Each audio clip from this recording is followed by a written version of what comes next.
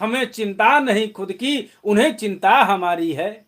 हमें चिंता नहीं खुद की, उन्हें चिंता हमारी है। हमारी नाव के रक्षक सुदर्शन चक्रधारी है। जब ठाकुर जी हमारी नाव की रक्षा कर रहे हों तो भला नाव डूब कैसे जाएगी? नाव की क्या औकात जो डूब जाए, जब हमारी नाव के रखवार हमारे ठाकुर जी हैं।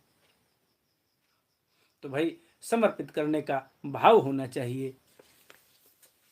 भाव से ही जो है भगवान मिलते हैं। वही जो है कहने का भाव था, संतुष्ट होना। जिह्वा जो है, इसको चाहे जितना चटाइए, यह चाटने पर आतुर रहेगा। हमारे सदगुरुदेव भगवान कहते हैं कि जब बालक जन्म लेता है, जीव जन्म लेता है, तब से जो है अगर माँ के उदर में रहा तो माँ के द्वारा खाया हुआ चीज जो है शोषित करता रहा, उससे वो जीवित रहा। बाहर निकला तो हवा पी करके रहना शुरू किया, क्योंकि तुरंत माँ का दूध नहीं उतरा। फिर उसको जो है दूध पिलाने के लिए वो डिब्बा का दूध पाउडर बना करके, नहीं तो माँ का दूध है तो माँ का दूध पिलाया जा रहा था। माँ का दूध पिला करके उसको जिलाया जाता है।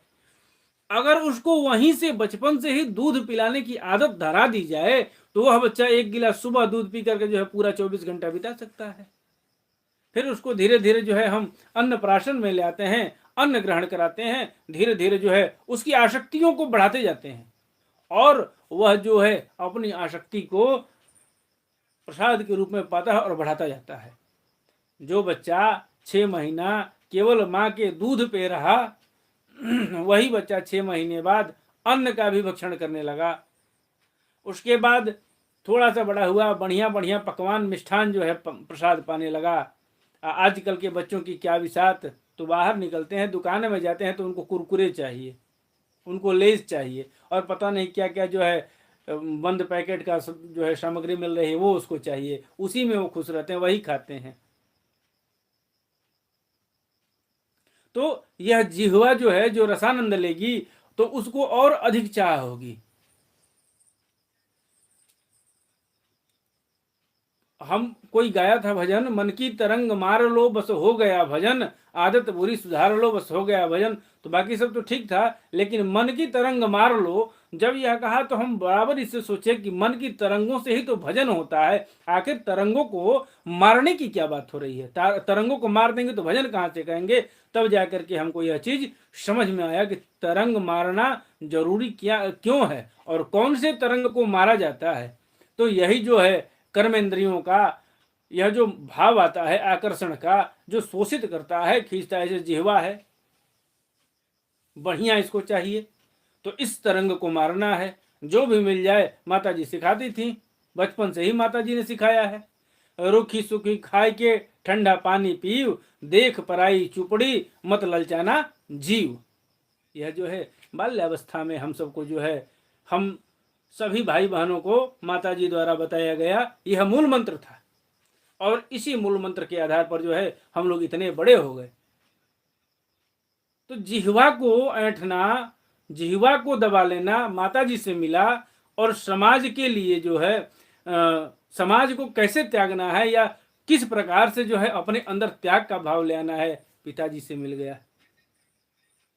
अब हमको किसी चीज को त्यागने में समय नहीं लगेगा, आत्मा रुदन नहीं करेगा, नेत्र आंसू नहीं बहाएंगे। क्यों? क्योंकि जो है एक ईंट जब पकता है तो भट्ठी में गिर करके जब तपता है, बढ़िया से जलता है, या फिर सोना सुनार के पास जब बढ़िया से तपता है, तब जाकर के एक मूर्ति रूप स्वरूप में या फिर कोई गहना का स्वरूप लेता है। तो जो अब तप चुका है, वो तपने के बाद वह अव्वल हो गया है, यही तो अपने को तपाना है।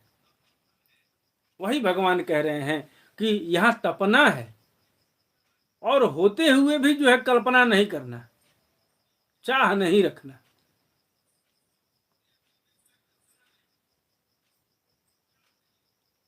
दयालुता भी मन में रहे और धैर्यवान भी हो।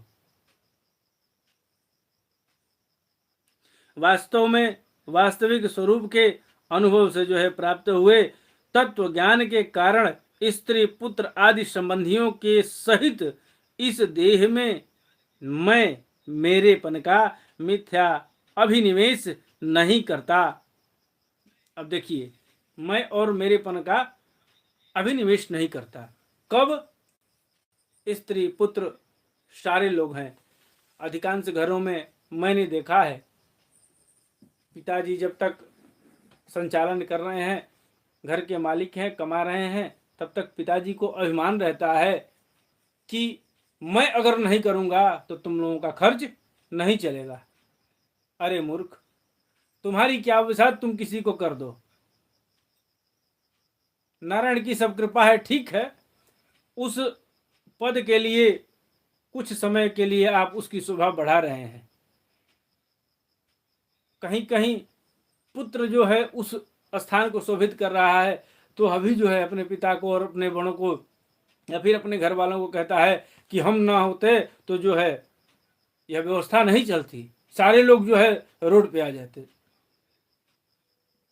उस मूर्ख को कौन समझाए?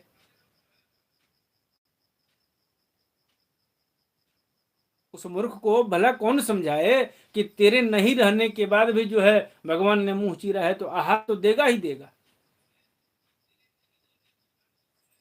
दास मलुक जी क्या कहे, अजगर करे न चाकरी, पंछी करे न काम, और दास मलुका कह गए सबके दाता राम। अभी तो वर्तमान की सरकार जो है हमारी नरेंद्र मोदी जी की, उन्होंने 5 किलो गेहूं जो है एक जीव पे लगा दिया है। 1 यूनिट पे जो है 5 किलो अनाज देते हैं। 5 किलो अनाज पा करके एक जीव का पेट भर जाएगा। परिवार में जितने लोग हैं उतना यूनिट जाकर के जुड़वा लो, और उतना यूनिट तुम पालोगे तो कम से कम नमक और रोटी का गुजारा तो हो ही जाएगा।